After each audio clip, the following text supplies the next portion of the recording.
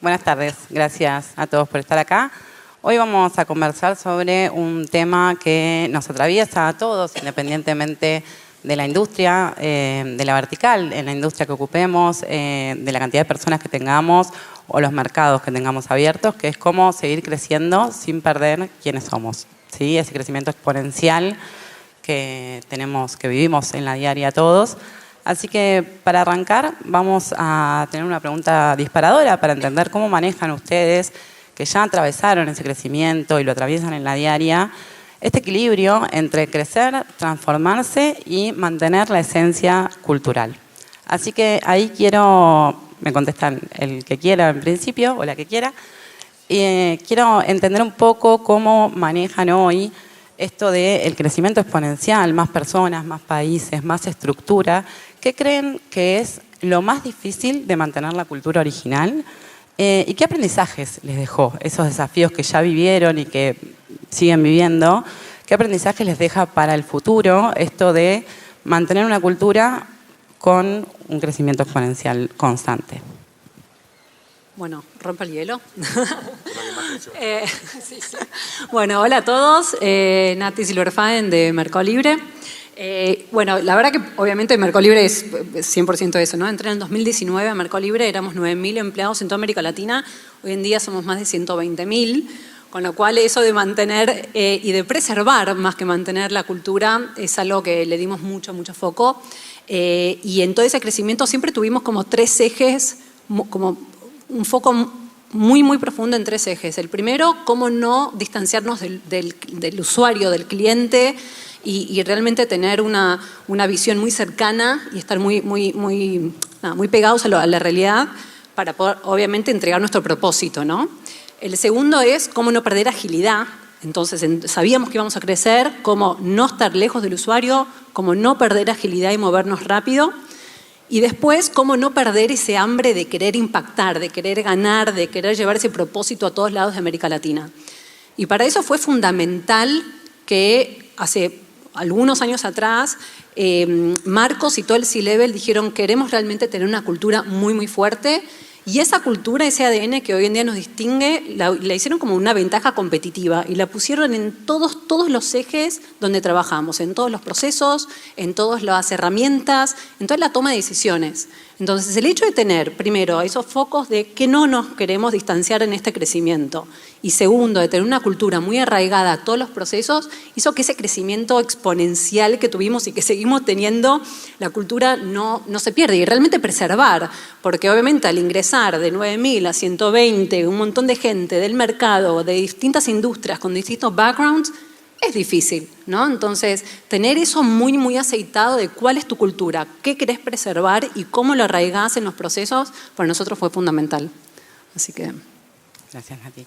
No, yo iba a agregar, en nuestro caso creo que después de hablar un poco más, nos tocó la integración de dos compañías muy grandes, dos bancos súper complejos, lo que fue la integración con HSBC. Creo que el aprendizaje que tuvimos es que pensaba como que la cultura como un modelo de negocio, ¿no? Con la capacidad de mantener, Nati decía lo de la mirada de usuario, la mirada de cliente, digo, cuál es el modelo de negocio que hoy te sostiene y hacia donde querés ir. Y ya está buena la metáfora de decir, bueno, cuál es la cultura que hoy te sostiene, que te permite seguir creciendo y también qué tenés que soltar, porque creo que una de las claves también está bien qué querés preservar y qué tenés que dejar de hacer o soltar. Porque creo que la clave en un mundo que ya es repetitivo, decir que está cambiando súper movilizante, dinamizante, nosotros terminamos de integrarnos y al mes cambiamos el C-Level, a los 2 meses el CEO, digamos, quedarte realmente con lo que te hace distintivo, con lo que te mantiene como una medida de movimiento para tu negocio y saber qué tenés que dejar. Eso para nosotros creo que es un negocio, un aprendizaje muy grande y gestionar la cultura como un negocio desde el punto de vista, bueno, cuáles son realmente esos pilares, esos valores que está bueno mantener y cuáles aquellos que realmente quedaron en el tiempo. Y creo que para eso un gran aprendizaje tiene que ver con bajar un poco los prejuicios, ¿no? De lo que uno cree que tiene que sostener, de lo que uno cree que está incorporando, de lo que uno cree que es valioso de la otra compañía, de la propia, para realmente estar mirando todo el tiempo lo que necesitas en ese momento, en ese contexto y en ese negocio que estás gestionando en ese momento, que va cambiando en esta industria muchísimo. Bueno, Buenísimo. Bueno, yo agrego un poco, nosotros al ser Global Processing, es una compañía de 200 colaboradores, GPers, nos autodenominamos GPers, y la verdad que en comparación con, obviamente, con Natalia y Rodo, nosotros hemos crecido también exponencialmente porque durante 5 años la compañía, aunque lleva más de 15 años en el mercado de los medios de pago, fueron aproximadamente entre 50 y 70 personas y hoy somos casi 200 colaboradores y justamente en este crecimiento que fue exponencial también, ¿no? Mantener la cultura sin perder de vista el negocio y también todo el tema de cómo atraer el talento en un mercado tan competitivo como es la industria fintech y eso mantenerlo en el tiempo sin perder nuestra cultura y esa cultura de familia, porque yo creo que lo que tenía la compañía era que era una gran familia y obviamente no es lo mismo 50 colaboradores que hoy al ser 200, ¿no? Donde todos se conocían por nombre y apellido,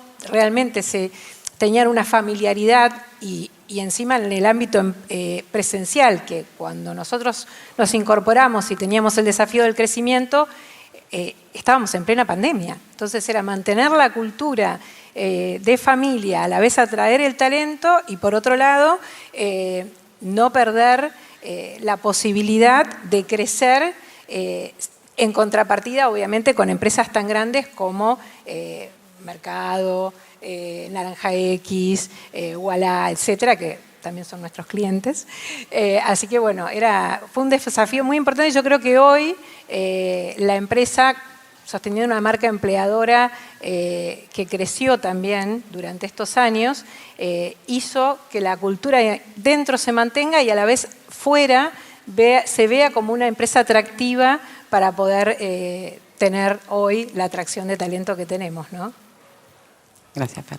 Martu. Para nosotros la clave fue diseñar la cultura, tomar decisiones sobre qué cultura es la que queremos y hacerlo consciente, ¿no? Modo nació en el 2020, plena pandemia, y nos sentamos los 20 que éramos en ese momento y dijimos, bueno, ¿qué cultura queremos tener ahora? Pero que sabemos que necesitamos que nos acompañe en el tiempo. ¿Qué negocio creemos que vamos a tener? ¿Qué potencial creemos que podemos tener? Y entonces nos sentamos y diseñamos una cultura que hasta el día de hoy sigue siendo la misma 5 años después, con 400 empleados, con un negocio, digo, en ese momento no teníamos ni siquiera producto en la calle y ya estábamos diciendo cómo queremos trabajar en el futuro.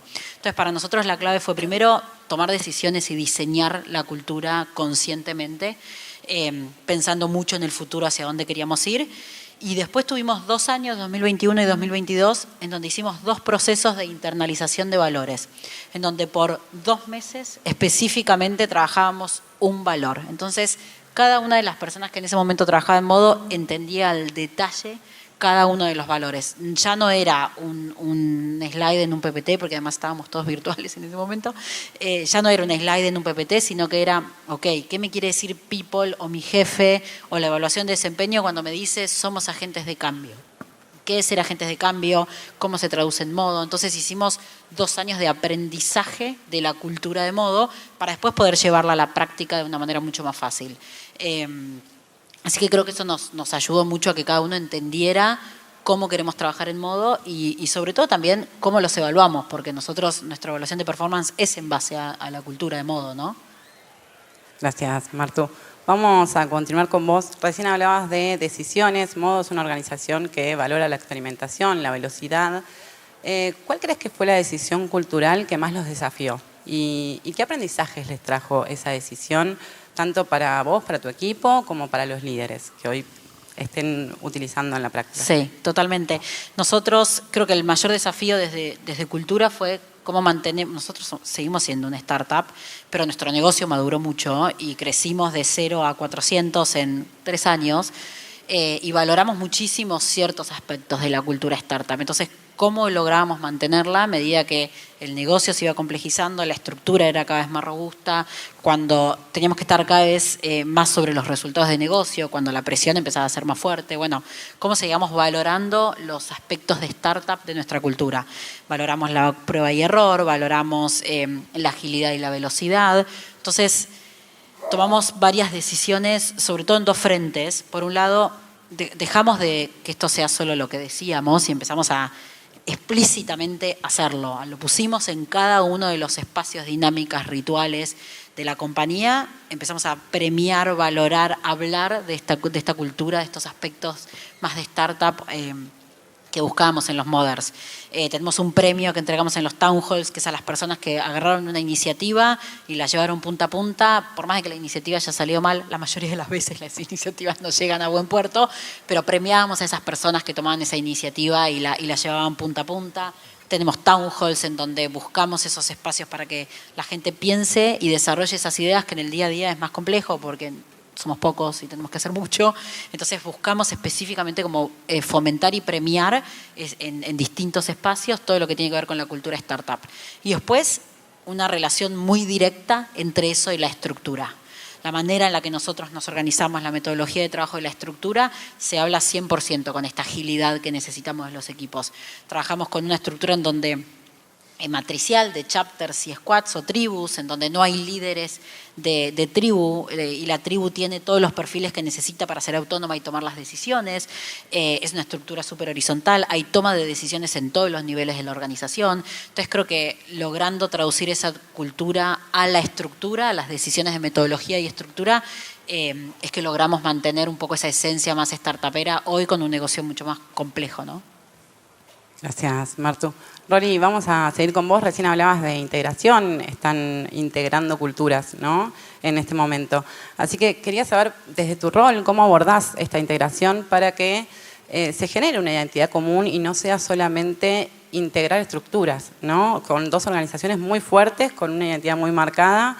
¿Cuál es el desafío ahí y cómo lo estás abordando? Dale, y a mí me gustaría algunos de los aprendizajes que tuvimos.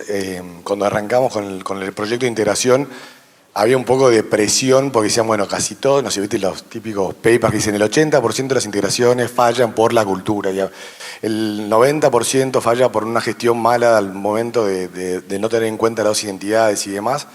Con lo cual le quisimos poner mucho foco al trabajo de integración cultural.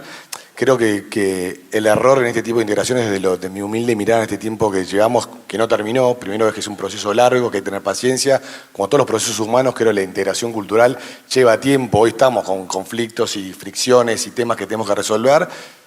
Hace muy poco estamos haciendo un programa de mentoring. Yo soy mentor de uno de los líderes del HBC que pasaron a Galicia.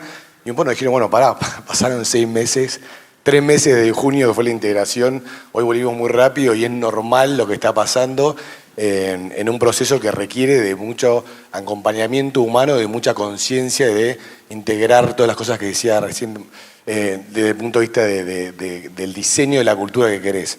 Pero sí hicimos un diagnóstico que estuvo muy bueno, creo que con eso ya fue una ganancia. Fue un diagnóstico muy hecho desde entrevistas en profundidad con 60 líderes de las dos compañías.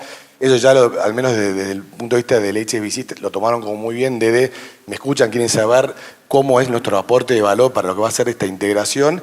Y de hecho tomamos oportunidades y fortalezas de las dos compañías y vimos cosas muy en común, muy distintivas que había que fortalecer, cosas muy diferentes y cosas que nosotros tuvimos que incorporar. Y de hecho, una de las cosas que tuvimos que ver de mejorar del lado de Galicia era que no estaban tan claros los valores. Creo en un momento, por esto de que decimos, bueno, los valores no son un cartel colgado en la intranet, pues realmente nada los incorpora, nos fuimos al pasto, digamos, realmente del otro extremo, de no hablar casi de los valores y tratar de que se vean mucho más en los ejemplos.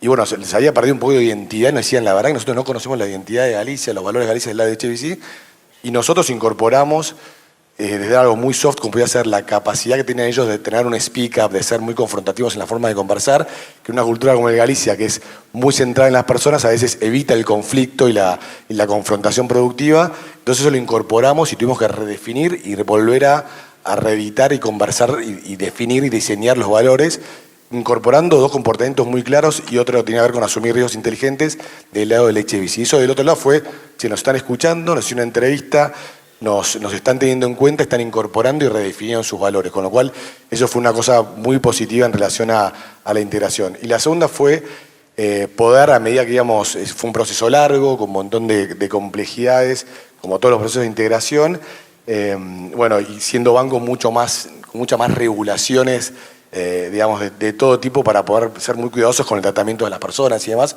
hasta que se iban dando los pasos de las aprobaciones y demás. Y creo que poder incorporar rápidamente los líderes a la compañía que iban tomando la decisión, digamos, de incorporarse a Galicia fue un gran acierto porque en un momento la integración la lideramos en conjunto, líderes de Galicia con líderes de HBC. Y como decía el otro día nuestro nuevo CEO, decía, hoy ya somos todos ex, no existe más un Galicia que viene de antes o un ex HBC, porque el Galicia ya no es el Galicia previo a la integración y el HBC ya no es el líder previo a la integración, porque ya somos una nueva compañía con nuevos valores a partir de las conexiones que se generaron. Y creo que mi aprendizaje, bueno, no es que fracasan por la cultura, sino a veces por una mala gestión de personas, que incluye la cultural, pero en definitiva cuando uno busca qué es lo que tiene que hacer de base, bueno, es escuchar, es tener en cuenta al otro, es entender cuál es la motivación de la persona cuando pasa, es estar permanentemente con un canal abierto para entender cuáles son los dolores, y eso obviamente se traduce en encuestas, en encuestas de clima, en encuestas de onboarding, de los diferentes momentos de barra que va pasando el colaborador, tanto Galicia como el HBC, porque también no hay que olvidarse de la compañía que en este caso fue la compradora, y después estar muy cerca de las personas. Creo que el liderazgo se trata de estar muy cerca de las personas, escuchando y teniendo en cuenta el factor emocional. En una integración hay un estrés gigante en nuestro país, que eso se multiplica por la dinámica de negocio, de país que vivimos en un año eleccionario. Digo, era un cuerpo estresado muy fuerte, con lo cual había que tener en cuenta lo que le estaba pasando y también de los que estábamos un poquito más tranquilos, poder tomar decisiones más en frío. Por ejemplo, en algún momento yo quería tomar una encuesta de clima del HBC previo a pasar a ser Galicia, y bueno, medio por el estrés que estaba viendo la otra compañía, digamos, no decidimos no hacerlo, y para mí fue un error. O sea, por más que la gente estaba pasando por un momento muy difícil, yo soy de la idea que está siempre bueno tener un baseline, un termómetro de dónde están para poder después comparar con más adelante. Así que creo que es eso, ¿no? Poder bajar los prejuicios, como decía antes, basarnos en datos, y los datos también son conversaciones sinceras, abrirnos a la escucha de los dos lados porque había estrés de los dos lados, y después poder diseñar incorporando lo mejor de las dos compañías. Creo que hoy estamos en ese proceso, es un proceso largo que hay que transitar y con mucha resiliencia y paciencia, ¿no? Gracias, Rory. Vamos a volver a charlar de eso después. Fer, vamos a ir con vos. Global Processing es la empresa más técnica que tenemos hoy en el panel.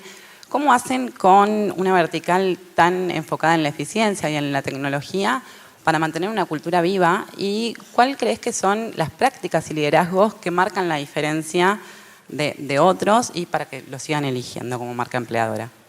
Buenísimo, Lu. Sí, la verdad que trabajar con un público técnico, en su gran mayoría, nos supone un gran desafío. Yo creo que estar muy cerca de los líderes y armar capacitaciones de líderes en todos estos años nos ha llevado a que ellos mismos puedan gestionar sus equipos de manera cercana, empática, y que no se pierda ese rol humano, ¿no? Lo que recién decía Rodo, también comentaba Martina. Yo creo que es más importante hoy todo lo que tenga que ver con el factor humano y el estar cerca de tu equipo, en contrapartida con la parte, diríamos, de lo que viene siendo el currículum de tecnología, ingenieros, sistemas. Es decir, hoy nosotros cuando ingresamos a una persona en la compañía, valoramos muchísimo más su cultura y cómo se puede adaptar a esa cultura, es decir, cómo viene dada su forma de ser, cómo se puede adaptar a nuestra cultura hoy, y no si obviamente es un ingeniero súper dotado. Es decir, al principio nos pasó, no lo voy a negar, que entrevistábamos pensando en qué capacidades tenía esa persona, y si cumplía las capacidades técnicas, ya era un líder o ya era una persona para ingresar a la compañía. Y eso con el tiempo lo fuimos cambiando, y hoy valoramos muchísimo más esto, ¿no? La adaptabilidad de esa persona. Los líderes tienen que tener una fuerte empatía y una fuerte conexión. Tenemos varios rituales durante el año. Nuestra GP Friends Week, que es durante el Día del Amigo, y toda la Semana del Amigo, donde festejamos el Little GP Days, donde vienen todos los colaboradores, los GPers con su familia. También hemos incorporado el GP Teens, que es un día donde vienen todos los adolescentes a ver qué hacemos en la compañía. Después tenemos nuestro after. Es decir, este tipo de rituales nos acercan, y yo creo que hacen la identidad de la compañía durante todos estos años, ¿no? También tenemos town halls donde vemos los logros de todos los equipos y se festejan esos logros, obviamente. Tratamos de estar hoy con una presencialidad de 2 veces por semana, obviamente con propósito, que se hagan las reuniones de staff de manera presencial, porque creo que la cultura se construye también en la presencialidad y en el contacto, ¿no? Ese cafecito que te tomás con tu compañero en el working café te agrega y yo creo que te produce otra conexión que cuando vos necesitas algo a nivel obviamente laboral, esa persona que conociste, que viste, generó otro contacto que no es el mismo que teníamos los primeros años en la virtualidad 100%, ¿no? Entonces también eso, fomentar mucho la presencialidad hoy con propósito, sin irnos al otro lado, ¿no? No es la idea es continuar con el sistema híbrido, pero sí mantener el contacto me parece súper importante y desde el lado de People también estar muy presentes en todo lo que tiene que ver con los factores humanos. Hoy sabemos que todos transitamos situaciones con nuestros colaboradores de estrés, obviamente de temas de problemas familiares, burnout, y creo que estar cerca, tener situaciones o momentos donde vos puedas hablar con el colaborador y puedas estar no solo pensando en la productividad, sino en el acompañamiento de esto, ¿no? De lo que yo decía, ser más una familia, ¿no? Y bueno, estamos con nuestro equipo de People, tenemos el GP Point, que es donde el colaborador puede comunicarse, tiene un problema, ya sea de tipo laboral o tipo personal, para contar lo que le pasa y de manera confidencial tener desde nuestro lado un soporte. Así que yo creo que lo más importante es estar cerca y no perder el factor humano y la empatía. Gracias, Fer. Nati, seguimos con vos. Mercado Libre es un caso de éxito en crecimiento exponencial, con una cultura fuerte de innovación, autonomía, impacto. ¿Qué prácticas y rituales crees que son imprescindibles hoy para seguir manteniendo la cultura viva dentro de un crecimiento exponencial constante, ¿no? Porque hablábamos hace un rato de que esto sigue.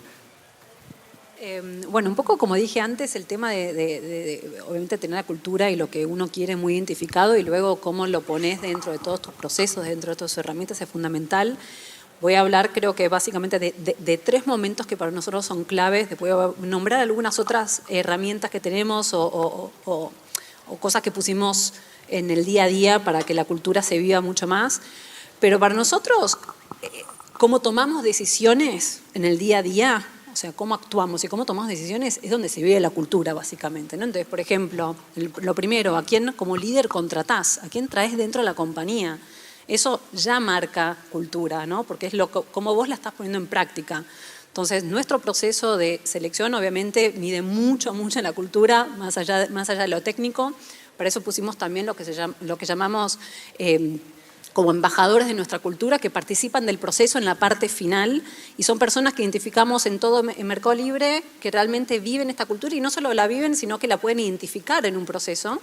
Y ellos participan al final y después los medimos. Entonces medimos si, por ejemplo, yo, Nati, qué casos de éxito tuve de personas que entraron que después realmente ejemplificaron nuestra cultura, ¿no? Entonces, desde las decisiones de a quién traemos, cómo lo seleccionamos, luego el onboarding que hacemos, que para nosotros transmite cultura 100%, es un proceso súper robusto que tenemos de onboarding, y aparte workshops de ADN para los líderes, para que realmente sientan la cultura. Entonces, el proceso de selección y de onboarding a Meli es muy fuerte, y ahí proyectamos mucho esto de la cultura y la importancia de eso. Después, la parte de meritocracia, ¿no? O sea, cómo tomamos decisiones en un proceso de performance, por ejemplo. También para nosotros es un momento clave de decisiones y de acción, donde se vive la cultura en el día a día. Entonces, somos una empresa súper meritocrática, que el qué y el cómo se balancean, o sea, no se promedian. Entonces, una persona que le va muy bien en el qué y mal en el cómo, no le va a ir bien en Meli. Y las decisiones y cómo nosotros mostramos eso en el día a día es súper importante para ejemplificar nuestra cultura. Así que para nosotros es un momento clave.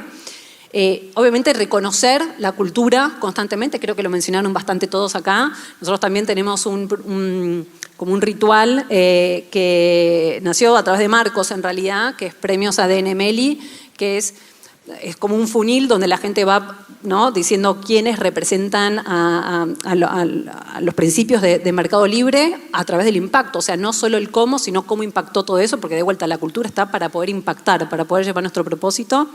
Y luego se selecciona a una persona y esa persona es el ganador de ADN Meli. Es un momento súper importante, súper emotivo, siempre se hace a fin de año. Marcos es el que entrega el premio y da el reconocimiento. Pasan por un montón de chapters de evaluación estas personas. Es un momento como muy, muy fuerte, pero también es una herramienta que usamos mucho para seguir manteniendo la cultura. Y aparte lo ve todo Meli, ¿no? O sea, se transmite live y todo el mundo lo está viendo y es algo que realmente se le da mucha importancia. Después a quienes también sacamos de Meli, ¿no? O sea, ahí también es un punto súper clave para cualquier organización que la cultura está en acción ahí. La decisión no solo de quién traes, sino también a quién reconoces y después al final a quién uno termina diciendo ya no es más para Mercado Libre. Eso también es un momento clave que para nosotros de vuelta está la meritocracia ahí 100% representada. Y después hay algunas otras cosas que fuimos poniendo con el paso del tiempo para que esta cultura siempre esté como muy, muy arraigada. Por ejemplo, para nosotros es importante mantenernos ágiles y rápidos en la toma de decisiones y hace un par de años ya empezamos a decir, bueno, somos un monstruo como compañía, ¿cómo hacemos para tener una estructura bien chata, con spans de control bien amplios, para que los líderes estén mucho más cerca de la toma de decisiones y del usuario? Empezamos también, obviamente, todo lo que es sucesión para nosotros es súper importante, es otra gran herramienta que tenemos, que no es solo quién va a poder liderar el Meli de mañana, que va a ser muy distinto, sino quién tiene el ADN para poder liderarlo. Y creo que todos los últimos ejemplos de personas que sucedieron a nuestros líderes, a nuestros C-level, fueron todas personas internas. Es más, este último súper icónico ahora que Marcos le está dejando su legado, digamos, a Ariel Jackstein, que era una persona que antes estaba como presidente de e-commerce. Para nosotros fue como muy importante, porque es una persona que va a liderar Meli para los próximos años y representa nuestro ADN 100%. Entonces el proceso de sucesión para nosotros también es un momento donde le ponemos mucha atención y mucho foco.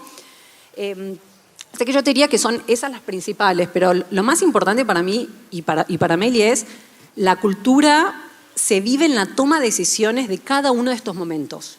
Entonces, es ahí donde uno como líder ejemplifica la cultura de Meli y hace que cualquier colaborador pueda decir, mira, mi líder está tomando esta decisión porque ejemplifica la cultura de Meli.